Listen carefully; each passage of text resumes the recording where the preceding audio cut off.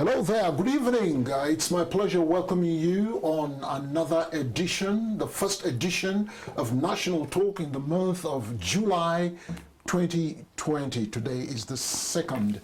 My name is Donald Weze. I also have my co-presenter on the program, Joyce Jakada, in the house. Joyce. It's always a pleasure to be on this program as we discuss national issues. Oh yes, national issues, and that's what the program is all about. Issues that border on finance, security, social services, health, education, politics, and everything that is rolled into it is what this platform is all about. Of course, it is from here that we also like to bring up bridges that will bridge the gap between peoples and government. Once again, you're welcome to the program National Talk. Very quickly, let me introduce the guest that we have in the studios. He is a former member, House of Representatives, a former senior special assistant to former President Olusegun Obasanjo on National Assembly affairs or matters. He is also a former interim chairman of Zangon Kataf local government area of Kaduna State, and he is currently the national president, Southern Kaduna People's Union, popularly called SOKAPU. It is my pleasure welcoming the Honorable Jonathan Asake. Thank you very much. It's an honor to be here. Yes. Now, we are going to quickly go into this. There is this document that we came across, and on February the 29th of the year of the Lord 2020, the Southern Kaduna peoples they made a statement, and I want to quote: "We have suffered greatest social disruption, economic deprivation, insecurity under the governorship of Governor El Rufai." That's the preamble for today. Joyce. Well, it is a known fact that the country as a whole has been faced with a lot of issues that relates to insecurity. And like we all know, the Southern Kaduna is one of the areas that has been hit with this issue of insecurity, ranging from attack, kidnapping, and a lot more. But I think it is necessary that the national chairman of SOKAPU speaks and make comment concerning the issue of insecurity in Southern Kaduna. Yeah. Thank you very much. Now, insecurity in Southern Kaduna is really a very serious issue for us as a people. But it's not only in Southern Kaduna. We can see the spate of insecurity, particularly in the Middle Belt region. The states of Plateau, Benue, Taraba, Nasarawa, Niger, Kogi, and of course that includes Southern Kaduna. But with special reference to my own area, Southern Kaduna. And like in the introduction, I am the national president of the Southern Kaduna People's Union. And what is this union? Many people always misconstrue that Southern Kaduna is the same thing with Kaduna South Senatorial District. Now, Kaduna South Senatorial District is made of 8 local governments out of the 23. But Southern Kaduna extends beyond the 8 local governments. And so it constitutes the ethnic nationalities, the tribal groups represented by their various development associations, community development associations, CDAs. And there are up to about 67 that we know today. And we have over 57 of such registered with SOKAPU. Now, the union of these groups, these ethnic nationalities, does not depend or hinge, is not hinged on ethnicity or religion. The union is multi-ethnic, is multi-religious, and multicultural. That means we have Christians, we have Muslims, we have even traditional worshippers making up this union. But essentially, so it stretches beyond the Kaduna South Central District, because we have Chikun and Kajuru, which are in the Central Senatorial District. In Kajuru, you have the Adara people that occupy that local government. And Chikun local government, which has a boundary with Birningwari, with Niger State, with the FCT, you have the Bagi people there. And so there are also ethnic nationalities that are under SOKAPU. Then when we come to Saminaka area, of course, remember, Saminaka local government before used to be one of the traditional southern Kaduna South Electoral District. Then it was Kachia, Jama'a, and Saminaka.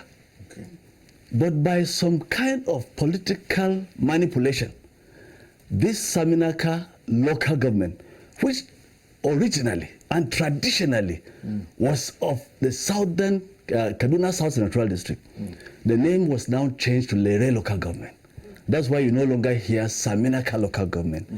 And that Lere local government, now they divided it into two, with Kauru local government coming to the southern Central District, and then Lere local government now taken to the northern Senatorial District. That is some kind of political manipulation, which we can talk about later. But what I'm saying here is that 12 local governments out of the 23 local governments of Kaduna State make up what we call Southern Kaduna. And the union of the ethnic nationalities in those local governments make up what we call SOKAPU, the Southern Kaduna People's Union, which I am national president. Okay. Yes. Yeah, it's interesting because for our viewers to understand what we are trying to bring across is to see that all of these tribal nationalities are well represented. Now, going back to the statement that SOKAPU made, I want to take you up on this. The memorandum said that the incessant crisis in Kachia, specifics, Kachia, Kajuru, Chikun local government areas and surrounding communities submitted to the Judicial Commission of Inquiry set up by the state government, the Southern Kaduna People's Union, SOKAPU, added, I quote, "On the contrary, the actions and pronouncements of El Rufai's administration have institutionalized open discrimination, political and administrative exclusion, and biases and full-scale subjugation of the indigenous people of Kachia, Kajuru, and Chikun local government areas, and indeed the whole of Southern Kaduna, which you just spelled out, which have destroyed peace and security and instituted a regime of violence and crisis in the communities." Let's talk about the violence and the insecurity. Well, a brief history of this violence. I always like to categorize it into two. That before the year 2011, we've had series of crises in the state. I remember going memory lane in 1987. A preacher was preaching in the College of Education, Kafanchan. And that preacher is a convert from Islam to Christianity. And when he was preaching, to buttress his point to his own congregation, he quoted from the Quran. And a lady that felt that a non-Muslim should not quote from the Quran went in and held his shirt and screamed. That developed into crisis in the campus. And that crisis did not stop there. It escalated into the outside of the campus, Kafanchan, and way up to Kaduna, Zaria, and beyond. That is the 1987 crisis. It was purely based on religion. Okay. But 1992 also saw another crisis where in Zangon Katav town, of course, Zangon Katav local government, there is a settlement of the Hausa Fulani community in Zangon Katav. And the marketplace there, the market of that place was located within the community of the Hausa Fulani community. And so the people, the natives, the Katav people, or we call the Atap now, felt that their women, of course they are the ones that have the farm produce that they take to the market, every market day. And so they felt that their women were being molested when they take their produce to sell within that market, which is situated in the community of the Hausa Fulani. And so they demanded that the market be relocated outside that place. That snowballed into a serious crisis. It was purely as a result of market relocation. Now, we moved from there in 1992. We've had series of other crises until the major one of the post-presidential election crisis of 2011, when the results were being announced, and the Goodluck Jonathan was being announced to be winning the polls. Everybody remembers that one, and some people felt, why should that be? And again, violence broke out, and from that time, it has not just been violence like that. In 2000, there was this Sharia crisis that people died in thousands in Kaduna State because of the demand to impose Sharia in Kaduna.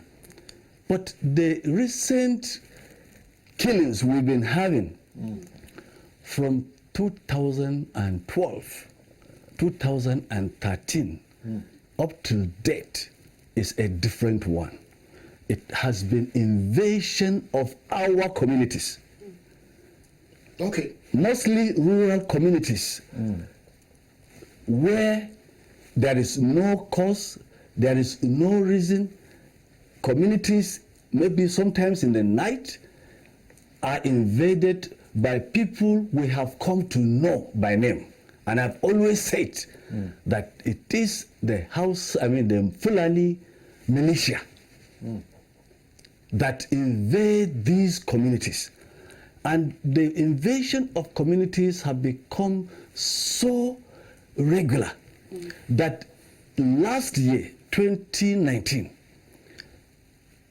Kaduna local government fell under very severe attacks. Different communities across that local government were attacked. But the particular attack came after the governor, just on the eve of the rescheduled gubernatorial election, announced that 66 people were killed. But he did not just stop at saying people. He said 66 Fulanis were killed. And then he went ahead to review the number on his own. It was not the police commissioner. It was not the director of SS. It was not the GOC there. It was not any security personnel. It was the governor himself that announced that 66 and later reviewed to 130 Fulani were killed. All right, Honorable. Yes. I had to break you here because I know that my colleague has a question to ask in respect of all these experiences that you have gone through concerning the role of SOKAPU. Yes, I wanted to learn what took SOKAPU to that commission of inquiry we are talking about. Yes. And so, after that announcement by the governor, then the communities under that local government came under severe attacks and people were killed.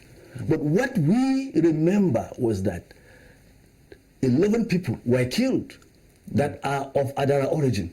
The governor never mentioned that the indigenous Adara people were killed, but he mentioned that Fulanis were killed. And we felt it was a precursor to the onslaught that later came. And so when the commission of inquiry was formed, SOKAPU was there with his memo. And that is why you saw those statements that you just read. Yes. That is what we had. Okay, Honorable, we actually, you've established the fact that there's insecurity in southern Kaduna, and which is as a result of invasion. And then SOKAPU is a national body. Yeah.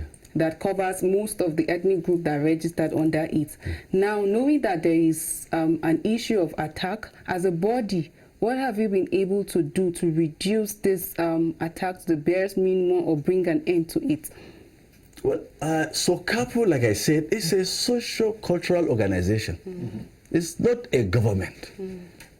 It's a body that is supposed to just enhance the unity of a people, the ethnic nationalities, and like I said, we have the branches and in the local governments and the chapters in the states.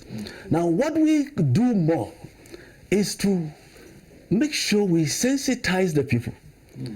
Since we have realized that these attacks have become very perennial, very incessant, and so for disaster, risk reduction, where people will have, if they have any information that there's going to be an attack, then let them quickly get across to the security agencies. Let them get across to anybody that may aid in getting across, to the security agencies. That is what we do.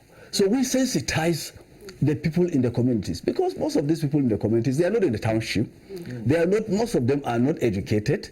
Most of them have not even known the violence in the township. They don't have electricity. They don't have the water supply that we have. They are only farmers, and so. But they are being attacked on regular basis to the extent today. Most of our communities cannot go to their farms. If you go to a whole, about 9 communities in Kaura local government, called Zangan district, since 2013, they have been displaced. Completely. All right. Honorable, I want to jump forward. Yes. One of your sons, the Honorable Yusuf Barnabas Bala, who is popularly called Bantex, is also a member of SOKAPU, and was number 2 in Kaduna State until the recent past, after the last elections, when he transited, so to speak, out of the number 2 position. He was here.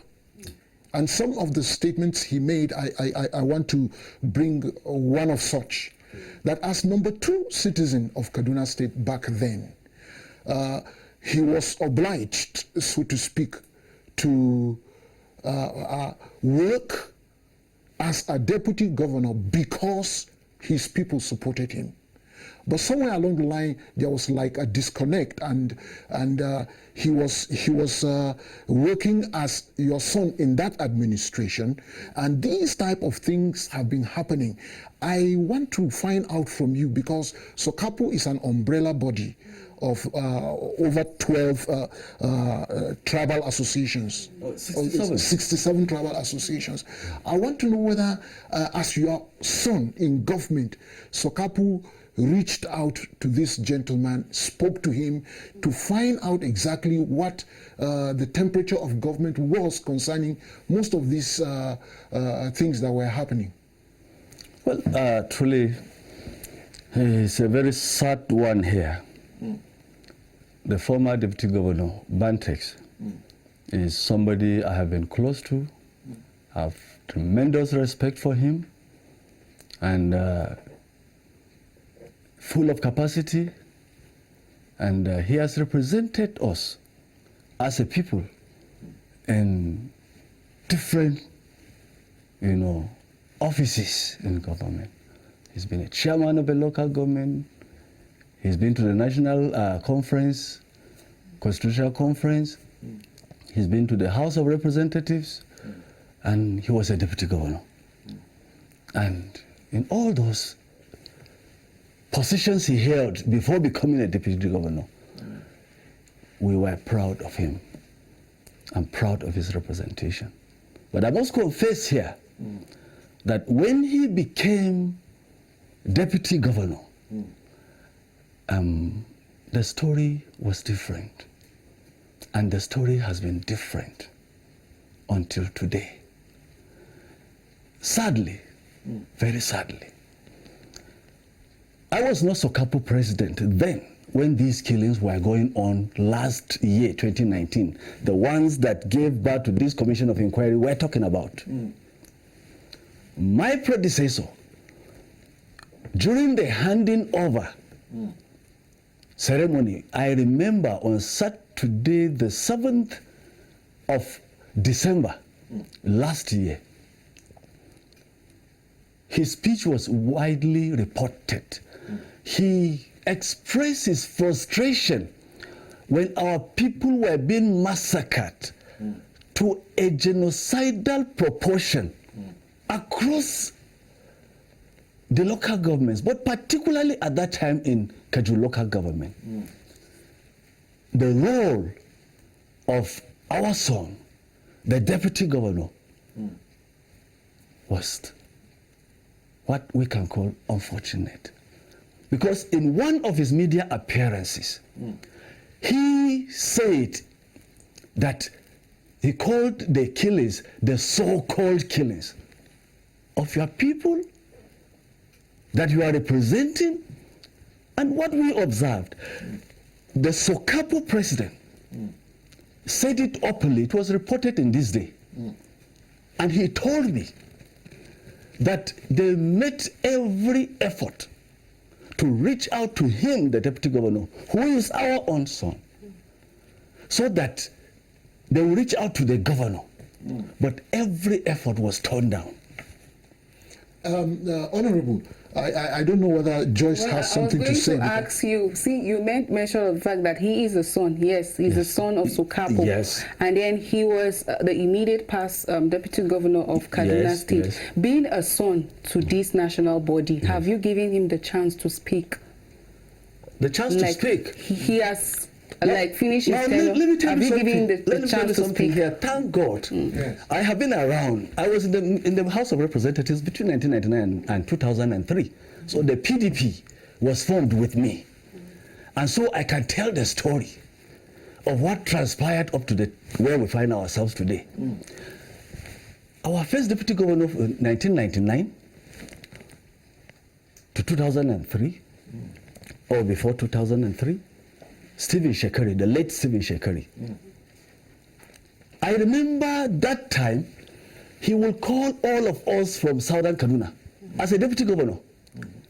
And he will organize a sit-out with most of the stakeholders from every of the local governments that makes up Southern Kaduna.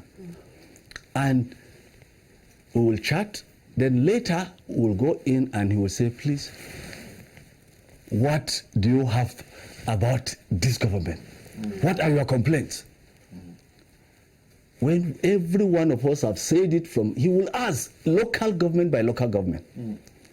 At the end of the day, he will also tell us what the areas of struggle, the challenges that the government, he was deputizing Governor Ahmed Makarfi then, the challenges faced by their own government under the leadership of Ahmed Makarfi.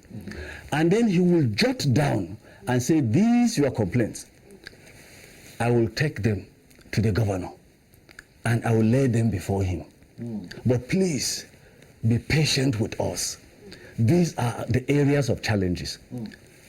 Ditto for ECWA, who was a deputy governor and later became the governor. Ditto for Ambassador Nuhu Bajoga, who was the party chairman before he became the deputy governor under Ramalan.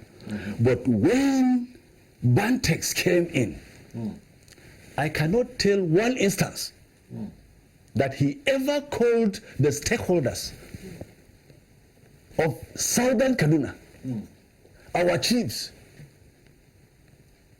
the political players. Mind you, all these three deputy governors before him used to call people across board, not based on whether this religion or this tribe or this local government or this party, because in governance, there is no party anymore. But he mentioned the fact that before the end of his tenure, he was always coming to give reports to his people. Now I'm coming. Never have I ever had a time he called a town hall meeting made up of the various interest groups to tell of the challenges that are being faced by the government he's serving as deputy governor, or to hear the complaints from the people. But one thing I know, SOKAPU had organized several, meetings and invited him. And what he will do when he comes, he never listens to what people are saying against government. What people are saying against the government, he will only conclude that the government hates the government of El-Rufai. And he begins to build a repulsion to any input, to any observation, to any complaint. And that became a character trait everywhere he ever went. And so the people developed that attitude that, look, this government is not a listening government. So he substantially erected a wall between the government that he is serving as deputy, the government of El-Rufai, and the people of Southern Kaduna, from where he comes. All right. And that wall now block every signal that none on the other side knew what the other side was doing. But he said he had sent a memo. Have you received any of the memo? Let's not talk about memos now, because I have to go on break. When we come back, I want you to keep it at the back of your mind about the source of the chain of communication, because it seems to me as if that there was a disconnect, either because of one or two things, which I would love us to unravel so that we can clear the grounds for a forward movement. Viewers, if you're just with us, this is National Talk from ECWA Television in Jos, and we have the national president of the Southern Kaduna People's Union, Honorable Jonathan Asake, in the house. Joyce Jakada is here. We'll be back in a moment as we continue with this discourse. Don't go away.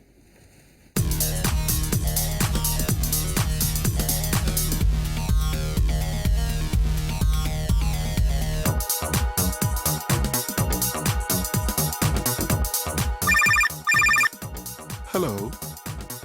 You're on to National Talk. Share your views on National Talk, 7 p.m. to 8 p.m. Thursdays and Fridays. Calls only.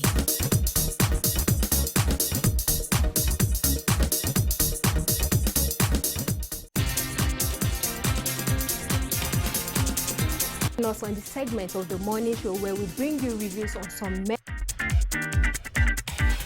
communities, and considering the fact that sort of animals to do one thing or the other.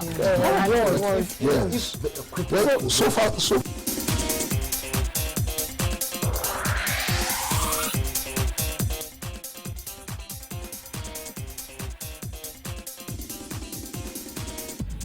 Who knows?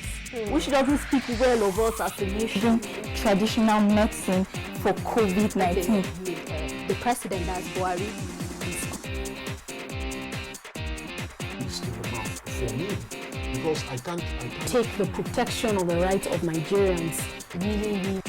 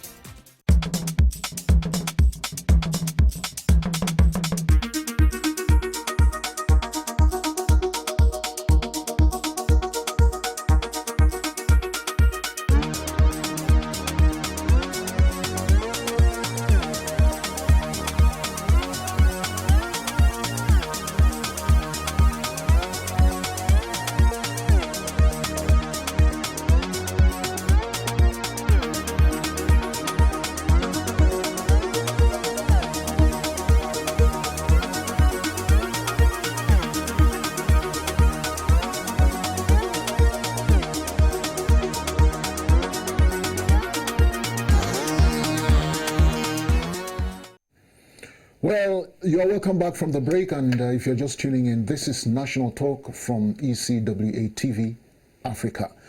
In the house, I have the SOKAPU National President, Honorable Jonathan Asake. Once again, sir, you're welcome. Thank you. And Joyce Jakada. It's always my pleasure. All right. Before the break, we are talking, and Joyce wanted to ask a question, and I think this is your chance to just go ahead. Okay, I want to take it from Amos chapter 3, verse 3. It says, when a house is divided against itself, then it becomes difficult for it to stand. And then the immediate past Deputy Governor of Kaduna, talking about Honorable Barnabas Bala, popularly called Bantes, was here last week, and he said he's taking a deserved rest. He knows that there are a lot of misconception against reality, and so he has tried to reach out to his people through the SOKAPU. He has written a lot of memo calling on meeting, but yet he has not gotten any response. You may like to make comment on that. In fact, this is very laughable. Well, maybe he wrote those memos during the last SOKAPU administration under my predecessor, SK Musa. But I talk with Barrister SK Musa regularly because the SOKAPU thing and the challenges we have are so enormous that we need to be talking. And saying the house is divided against itself, I'm telling you, the people of Southern Kaduna have never been as united as we are today on all issues. We are never divided. If we have a lost ship, we still love that lost ship. And we pray that lost ships will come back to the fold. But we are united on every front. The narratives, if ever he wrote a memo to SOKAPU, which I'm not aware of, if he ever wrote it and I know about it, we will meet with him. We want to know why things went the way they went. But it is the same former deputy governor who has consistently, before he left that seat, told our people that SOKAPU has outlived its usefulness. Why would your son, who is number 2 citizen in Kaduna State, he even said that to me? Yes, let's find out why. That is why. I asked him why. He said that SOKAPU was formed when there were no political structures. That today we have members of the houses of reps, houses of assembly, and so on, representing those in government. And to him, that is sufficient. But if you ask him, how many times when he was deputy governor, that he looked for these, our members that are representing. Okay, in the various houses. In the various houses. Yeah, okay. Because he never met with them. The reason being that Southern Kaduna is a PDP enclave. The entire zone, the Northwest zone, made of 7 states, including Kaduna, it is only in Southern Kaduna that you have a PDP senator. Okay. It's only in Southern Kaduna that you have PDP members of the House of Reps and House of Assembly and chairman of local government. So the mainstay of the PDP. Now, the narrative of some kind of some kind of friction or non-acceptability because we are the government in power. So those people are opposition, and it has developed to the level that we find ourselves today. And to the extent that for the first 4 years, if he is here, and I will wish you bring him here, I will ask him the question, in the last 4 years, what is that single project that was done by the government of Nasiru El-Rufai in Southern Kaduna? I can't remember any. But I know some huge amounts of money have been received from Abuja that every state receives to develop the people of the state, irrespective of their religion, irrespective of their tribe, irrespective of their ethnicity, irrespective of their political or party affiliation. because as a governor, you are a father to all. But the kind of hatred that the people of Southern Kaduna have received under this administration. In fact, sometimes I used to say, did the Governor El-Rufai campaign to be governor just to come and display his hatred for the people of Southern Kaduna? But I'm not surprised, because our illustrious sons in his government, and I've said it, last 2 weeks, I was in our own state television for 1 hour, and they asked me the same question. I said our own sons that are serving in his government have erected a wall and blocked every signal of communication. Government is about communication, about feedback, about knowing what I'm doing, is it okay, what, and then appreciating. But have you made any attempt to call them, like to call them in a forum so that they can answer some of these questions in the minds of people of Southern Kaduna? To call who? Like your sons that are in government. For example, the immediate past governor is taking the deserved rest, like he said. The deputy governor? Yes. So have you made any attempt to call him now to answer some of the questions that are in your mind? You see, like I said, this is a socio-cultural group. Yes. We have our representatives in government right now. We are talking with them. The challenges we have, we are talking with them. And we are just coming in. Yes. We have it in part of our plan, because when I came in as president, I have developed a blueprint. One of the major items is continuous engagement and sensitization of our people, consultation, and this includes calling people like him so that we can talk with one another and see how we can come together again. And we are, like I said, we are together. But for people like him and those that feel they are serving in government, that will always not see the killings, the massacre in their communities because they are serving in government, we want to know from them whether serving in government is to make welfare, is to make security available to the people, or to turn your head and play the ostrich when the people are being massacred. And these are some of the questions we want to ask. But essentially, the people that we have that are serving in this government have turned their backs on the people of Southern Kaduna. All right, Honorable, I would like to talk to the viewers out there. Very shortly, the lines will be opened so that you can make your contributions to what we are discussing. And however, I want to ask this one last question so that we can accommodate the phone calls. The phone is already buzzing. When His Excellency, the former Deputy Governor Bantex, was here, he made one categorical statement, and I think it is absolutely very important for you to make comments on. He said that there is the issue of perception and the reality on ground. And he would love a situation where if he was called by SOKAPU, he would go there if it means lying down on the ground and saying to SOKAPU that, okay, I was misunderstood and I beg to be understood now, even though I am out of government. However, what is your home take concerning the issue of perception and the reality? Since, as you said, Southern Kaduna is predominantly a PDP enclave, which is an opposition to the present sitting government, which is an APC government. Well, I don't know what he means by perception and reality.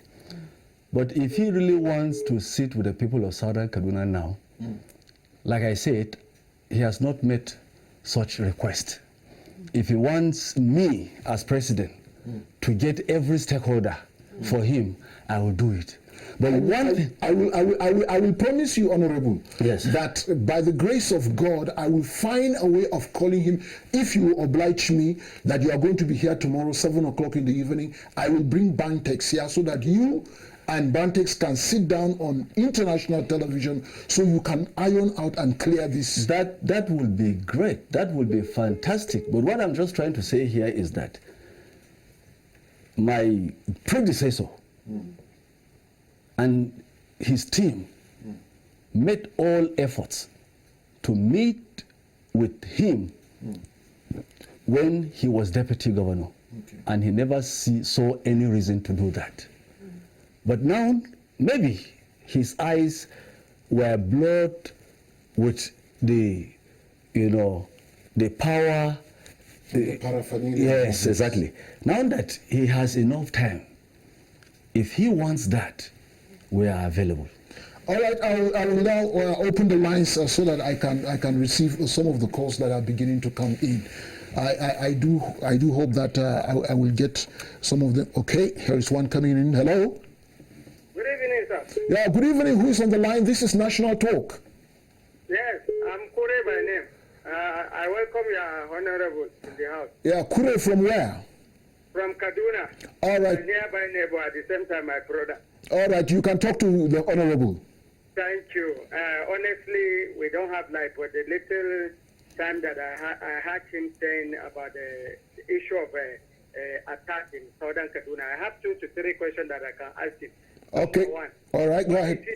What is he doing as a national president of SOKAPU to stop this killing that we have been experiencing? Honestly, this thing is going out of hand. That's your first question.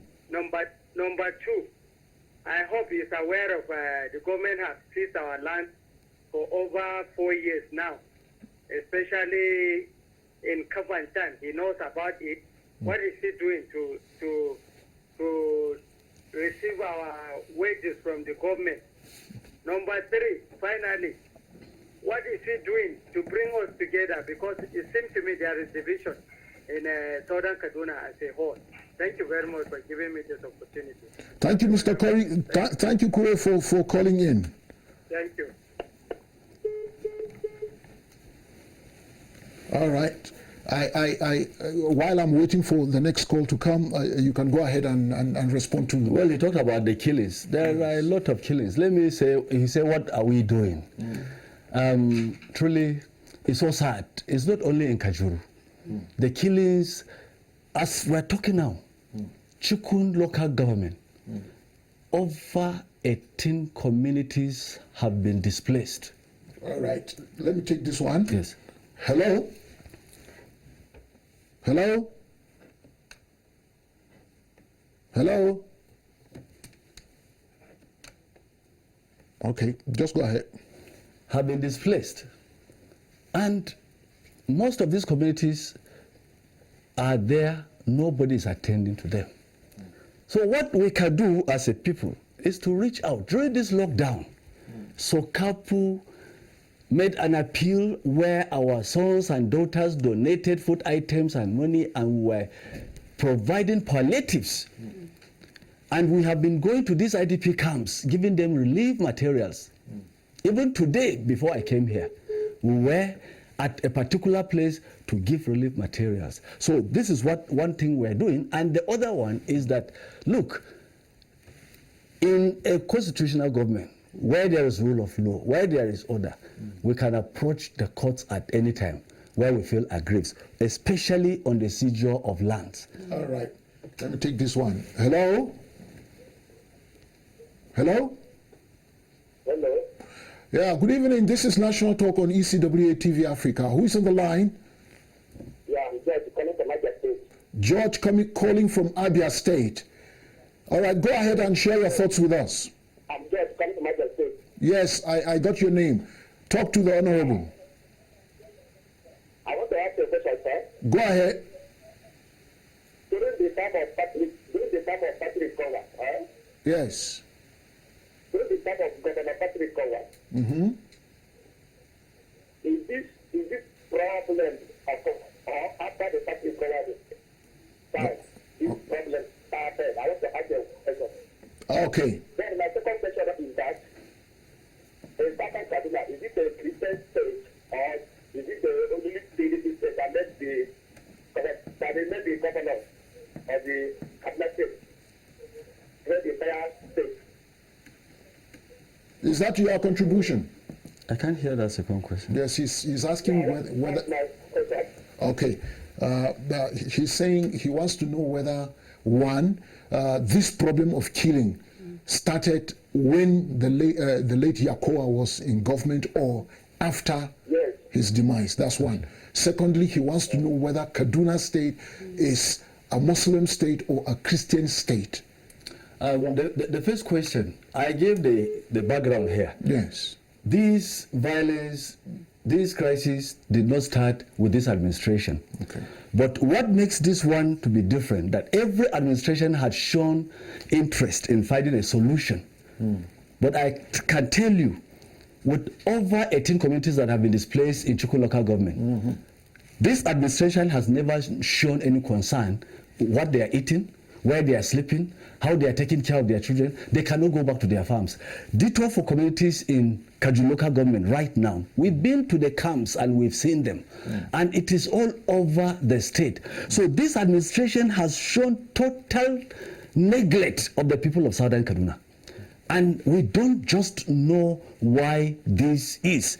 Then secondly, whether it is Christian or Muslim state, well, what we have in Kaduna State is we have equal number of Christians, Muslims in Kaduna State. Okay.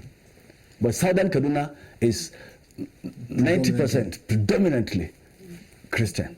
Okay, Joyce, I'm sure you have one other question.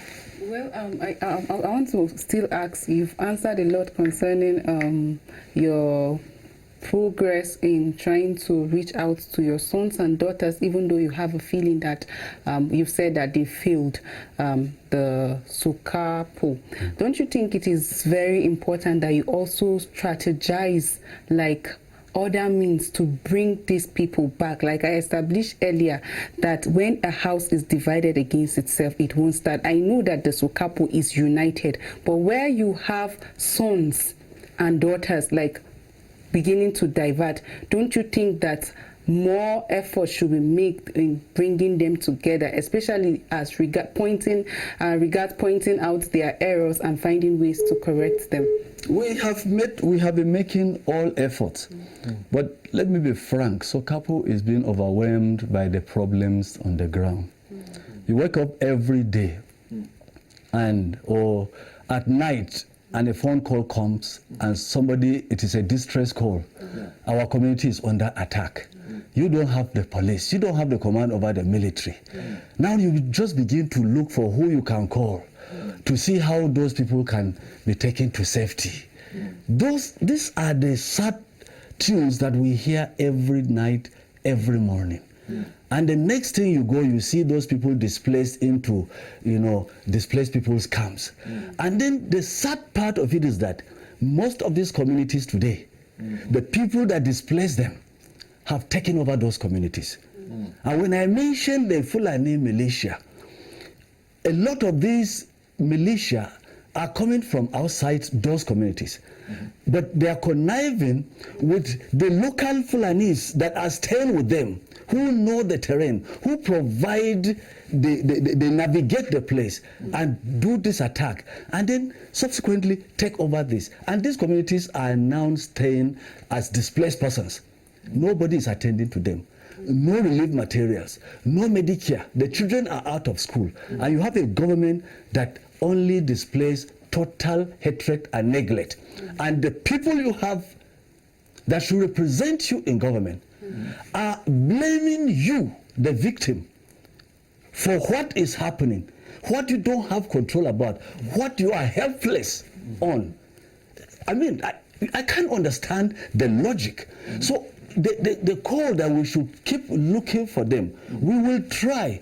But what takes our time the most is how we can reach out to our people in distress and provide SOCO for them, hoping that things will get better. All right, Honorable, there's so much that we have spoken about tonight. I'm sure that when you come back tomorrow, you made a passionate appeal here that you would love a situation where His Excellency, the former Deputy Governor of Kaduna State, Bantex, would be here so that you can now sit down one-on-one and try and clear these gray areas that has been actually militating against the unity of SOKAPU and the Southern Kaduna peoples, whether they are Christian or Muslim or even those who are traditional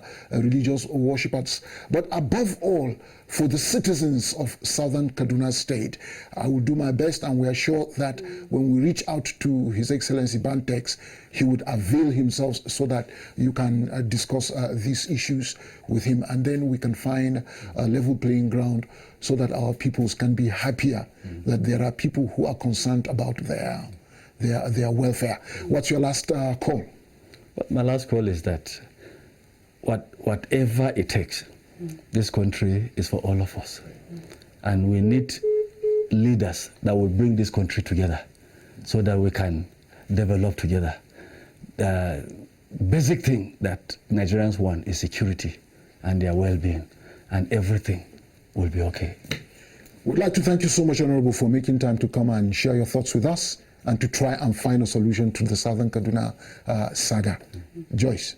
Well, the life of every Nigerian matter, regardless of who is involved. And I want to urge whoever and anyone that God has placed in a position to rule and take charge of the affairs that concerns the people or its citizens to do so and prioritize it, because that is what you've been called to do.